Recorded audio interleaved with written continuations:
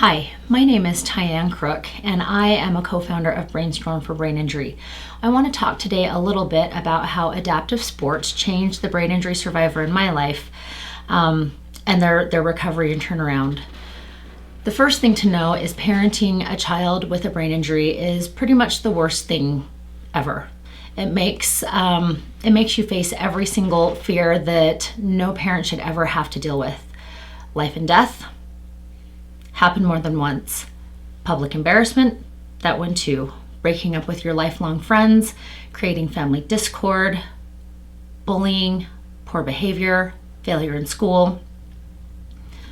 Pretty much every single thing about brain injury life is everything you don't ever want to deal with in life. We had lived with brain injury for a few years, and we'd had 2 neuropsychological assessments, and both of them were very bad news. My child was failing multiple school subjects, struggling socially, struggling emotionally, and even in our family we were struggling. As a parent, I felt like I had exhausted every single rehabilitative option, and I didn't know what else to do. One day I was listening, I overheard my child talking, and the word suicide wasn't used, but I really started worrying about my child's safety and whether or not he would harm himself. I really thought about it, and there was nothing positive in his life. His whole life was therapy and appointments and doctors. It was living in a sterile world where he didn't have friends. He couldn't play sports because of the injury risk. All of the normal childhood things that most kids live with and find joy and acceptance and growth in were off limits for him. I didn't know what else to do, and I was heartbroken for him, and I knew something had to change. I found an adaptive recreation program in our area, and I took a chance and made a call.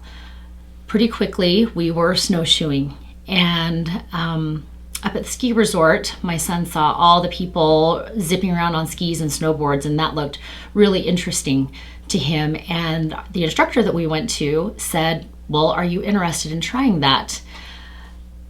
I didn't know what to say because I wasn't sure what our doctor would say because there had been so many restrictions that had been placed on him. But quickly, a whole list of new therapy goals was made, and he said, if you can reach all of these things, I will clear you to let you take ski lessons. So we worked and worked, and it wasn't very long before all of those therapy goals were achieved.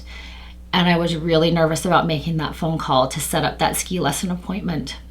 I was really afraid that it wasn't going to be all of the things that my son felt like he wanted for it to be, the way he had anticipated it. But it turned out infinitely better than I ever could have hoped for. When we went that very first appointment, the most important thing that happened was the volunteer talked to him and accepted him and listened to him. He found a group of people that accepted him as a friend and an equal. They didn't judge him. And they met him where he was. The other really important part, besides just accepting someone and finding a friend and accepting someone and validating them, was it's really important to understand how healing that social interaction was and how healing it was to have that social interaction outside in nature with people that understood who he was and didn't judge him for where he was. Progress was slow, but it was steady. And it didn't happen right away, but continuing to do ski lessons over the course of time, he developed more and more confidence. And that gave him the confidence to try a new sport, to talk to some new kids at school. And now he has a few friends, and he is doing well in this additional sport. And it also motivated him to start following up with his schoolwork in a different way than he had previously done, because he knew his ski teachers were going to follow up with him and ask him after the summer, hey, how's school going? What are your teachers like? And he wanted positive things to report.